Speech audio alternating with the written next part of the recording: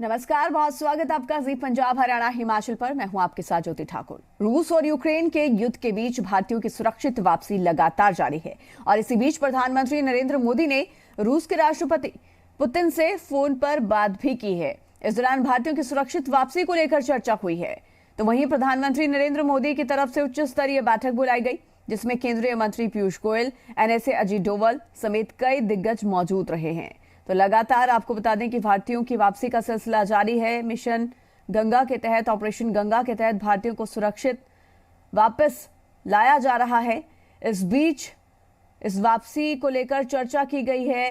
Putin के साथ प्रधानमंत्री नरेंद्र मोदी ने बातचीत की है। वहीं दूसरी तरफ प्रधानमंत्री नरेंद्र मोदी की ओर से एक उच्च स्तरीय बैठक भी की गई है, जिसमें तमाम केंद्रीय मंत्री और एनएसए मौजूद रहे। तो रूस का यूक्रेन में हमला लगातार जारी है। मिसाइल, रॉकेट और सेना के हमलों की तस्वीरें लगातार सामने आ रही हैं और इस बीच यूक्रेन में रिहायशी इलाके पर रूस के हमले की तस्वीरें सामने आई हैं कि किस तरीके से रिहायशी इलाकों में हमला किया गया है। रूस की सेना ने रिहायशी इलाके में रॉकेट दागे हैं और एक वीडियो रिकॉर्ड करते वक्त रॉकेट गिरने का नजारा भी कैमरे में कैद हो गया है। आप देख सकते हैं टीवी स्क्रीन पर यह तस्वीर। तो वहीं दूसरी तस्वीर यूक्रेन की तरफ से इरपिन में अपना ही पुल उड़ाने की है। कीव को बचाने के लिए यूक्रेन ने यह पुल उड़ाया। यह पुल इरपिन को कीव से जोड़ता था।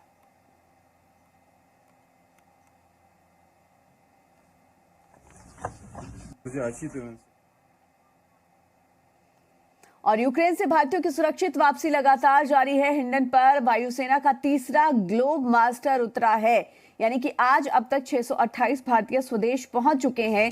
लगातार भारत की ओर से कोशिश जारी है कि जितने भी भारतीय समुदाय के लोग और छात्र वहां पर फंसे हुए हैं, उन्हें जल्द से जल्द वहां से बाहर निकाला जाए और स्वदेश पहुंच सके सभी लोग। ऐसे में आज अब तक 628 भारतीय वापस आ चुके हैं। यूक्रेन से भारतीयों की सुरक्षित वापसी का सिलसिला लगातार जारी है। हिंडन पर वायुसेना का तीसरा ग्लोब मास्टर लैंड कर चुका है, जिसके तहत 628 भारतीय स्वदेश पहुंचे हैं।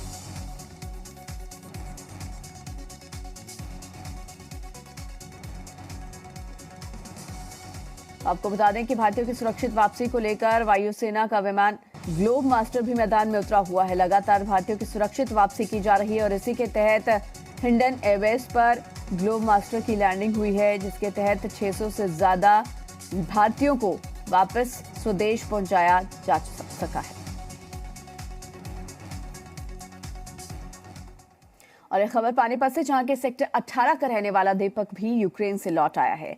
दीपक ने बताया कि यूक्रेन के हालात ज्यादा खराब हो चुके हैं। दीपक ने बताया कि वेस्टर्न यूक्रेन की यूनिवर्सिटी से कोई भी बच्चा वापस नहीं आना चाहता था, क्योंकि वहां के हालात अभी नॉर्मल हैं।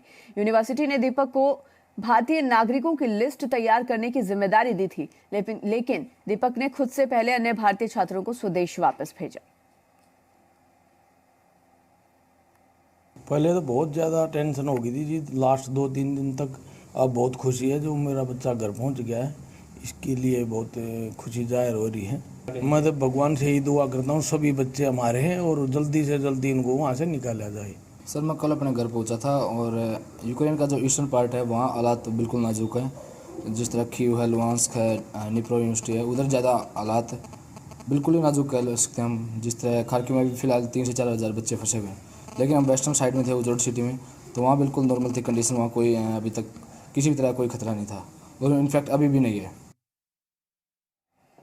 उधर हमीरपुर का अनन्य शर्मा भी यूक्रेन में फंसा हुआ है। अनन्य के पिता ने बताया कि बच्चे बहुत डरे हुए हैं, उन्हें वहां खाने पीने में भी काफी ज्यादा दिक्कत हो रही है।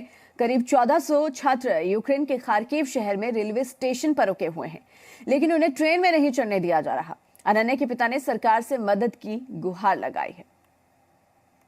पहले मेरे बेटे से बात हुई थी और मेरा बेटा इस समय खार्किव रेलवे स्टेशन पे है और उसके साथ में तकरीबन 1200-1300 बच्चे जो हैं, इंडियन जो हैं, वो सुबह 10 किलोमीटर से 12-13 किलोमीटर पैदल चल के वो स्टेशन पे पहुंचे हैं। लेकिन स्टेशन पे इतनी बुरी हालत है कि वहाँ पे तकरीबन 8 से 9 हज़ार लोग हैं और जो भी ट्रेन्स आ रही हैं वो उनमें प्रेफरेंस जो है वो सिर्फ यूक्रेनियन लोगों को दी जा रही है और इंडियंस जो बच्चे हैं इन लोगों को बिल्कुल भी चढ़ने नहीं दिया जा रहा है।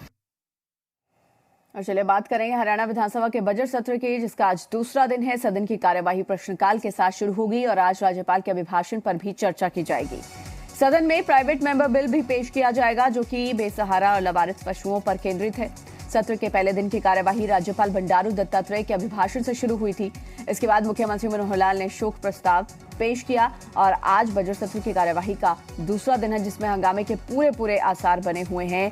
किसानों को लेकर खासतौर पर विपक्ष मुद्दा उठा सकता है। इसके अलावा बीबीएमबी प्रोजेक्ट को लेकर भी सरकार को घेरने की भरपूर कोशिश विपक्षी दल की ओर से की जाएगी।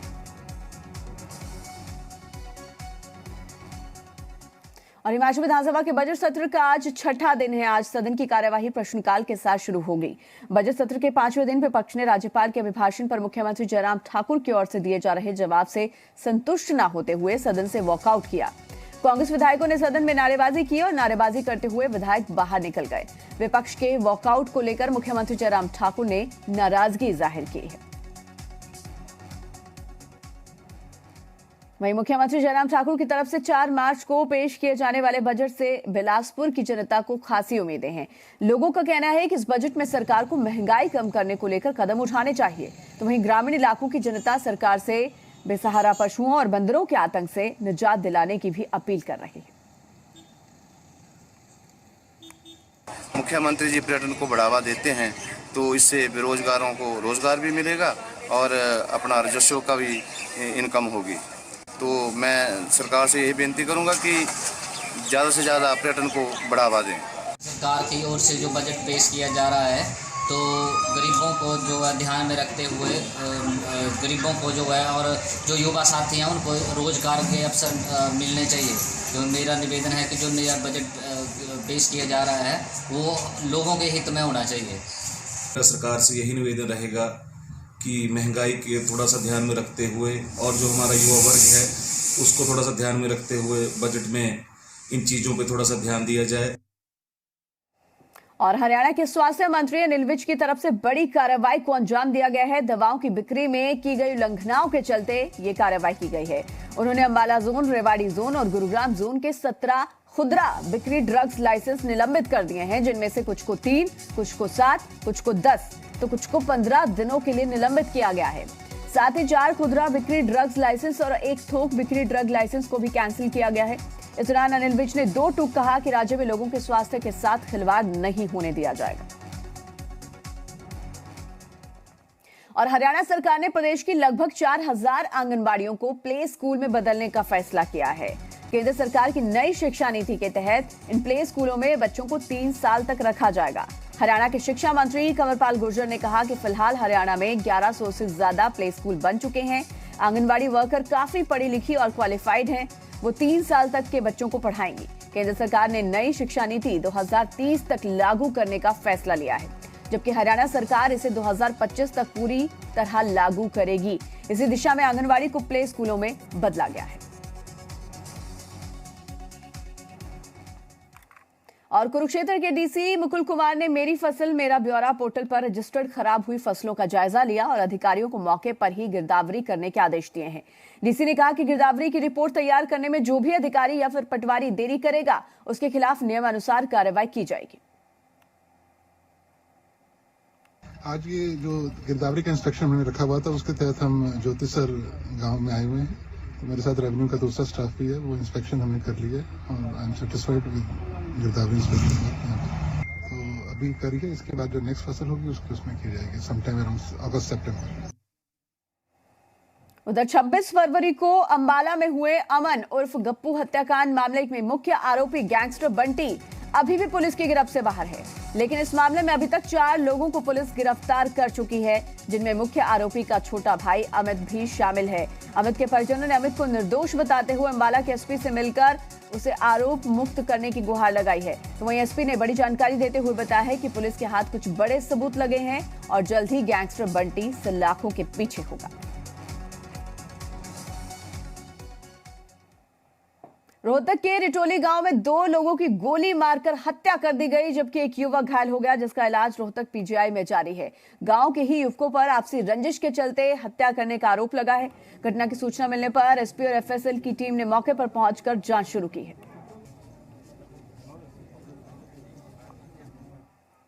और कैथल में आज सफाई कर्मचारी और फायर ब्रिगेड के कर्मचारी 2 दिन की भूख हड़ताल पर चले गए हैं। कर्मचारियों का कहना है कि सरकार उनकी अनदेखी कर रही है और इसलिए हमें मजबूरन भूख हड़ताल का रास्ता अपनाना पड़ा है। कर्मचारियों ने 6 मार्च को शहरी स्थानीय निकाय मंत्री के निवास पर हिसार में प्रदर्शन करने का फैसला लिया है। आपको बता दें कि सभी कर्मचारी हड़ताल पर नहीं गए, केवल अपना रोष प्रकट करने के लिए कुछ कर्मचारी भूख हड़ताल पर बैठे। अगस्त 2020 का समझौता लागू करवाने, नियमित रोजगार देने, समान काम समान वेतन लागू करने, कच्चे कर्मचारियों को पक्का करने समेत अन्य मांगों को लेकर प्रदर्शन किया गया है। हरियाणा सरकार ने मार्च महीने से स्कूलों का टाइम बदलकर सुबह 8 बजे से लेकर 2:30 बजे तक कर दिया है, जिसकी वजह से स्कूल के बच्चे काफी खुश नजर आ रहे हैं। कैथल के सीनियर सेकेंडरी स्कूल के बच्चों का कहना है कि पहले सिर्फ 4 घंटे के लिए स्कूल आना होता था, जिसके चलते पढ़ाई पूरी नहीं हो पाती थी। लेकिन अब सरकार के इस फैसले से सिलेबस भी पूरा हो जाएगा और रिवीजन भी हो पाएगी। तो वहीं स्कूल के प्रिंसिपल का कहना है कि बच्चों के पेपर नजदीक हैं और इसलिए अब ज्यादा समय मिलने से फायदा होगा।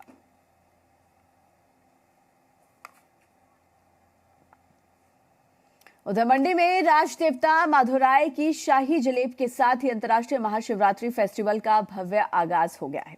7 दिनों तक चलने वाले फेस्टिवल में दूर दराज से आए सैकड़ों देवी देवता मंडी में रहेंगे। तो मुख्यमंत्री जयराम ठाकुर ने भी जलेब में शिरकत की। जलेब में देवलू अपने अपने क्षेत्रों की नाटियां डालते हुए नजर आए। भगवान भोलेनाथ की बारात समेत चौहार घाटी और सराज घाटी की नाटी का नजारा भी इस दौरान देखने लायक रहा।